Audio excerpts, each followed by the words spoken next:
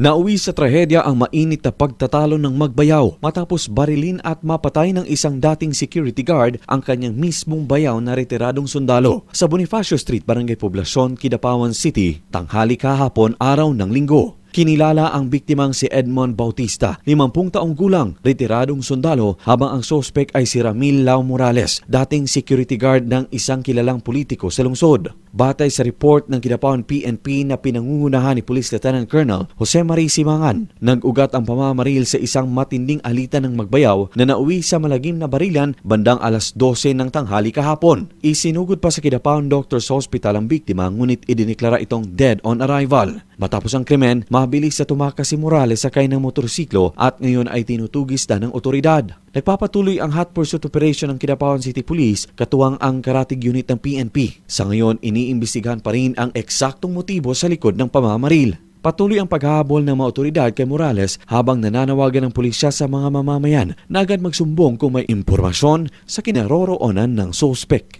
Luigi Alan Tutor, NDBC, Bida Balita.